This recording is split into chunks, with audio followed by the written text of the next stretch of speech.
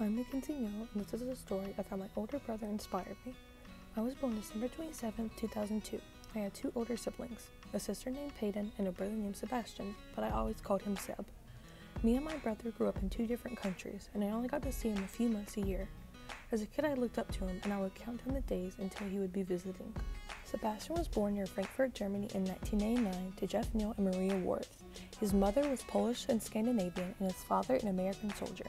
Eventually, Jeff was sent back to America, and Maria was left to raise her son on her own.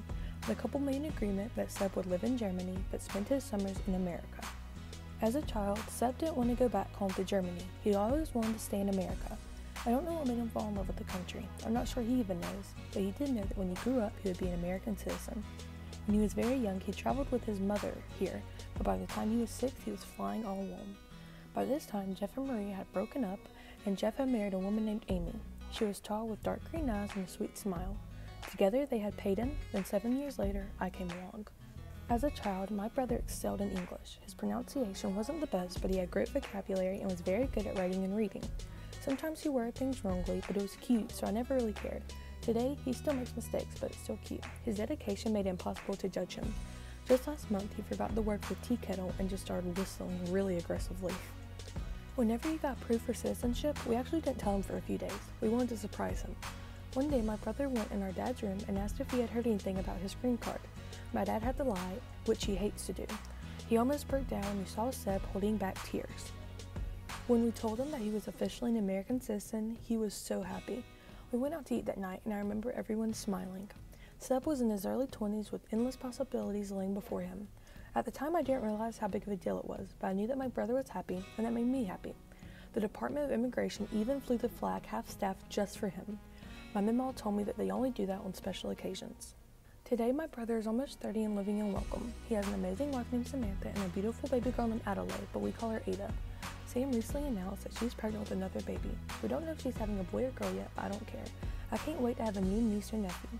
Me and my brother have grown really close since I became a teenager, and I love being a part of Ada's life. She looks just like him. She's starting to like me more now. She calls me Gaga. I guess Aunt Mackenzie is a little too difficult. Looking back now, it's really inspiring how tirelessly my brother worked to achieve his dream. I know it was hard for him, emotionally and mentally, and he had to go through all this in a foreign country. It's really inspiring, to be honest.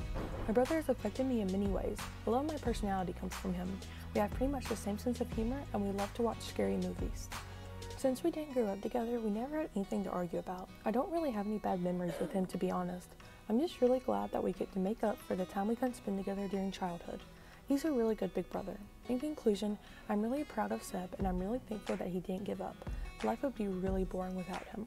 So that's the story of how my half-brother impacted my life. Eastly Badish. For $10.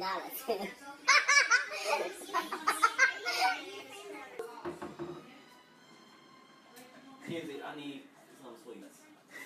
Please, I need some sweets, y'all. It's the cool zone. Get out of the cool zone. This bag is cooler than you.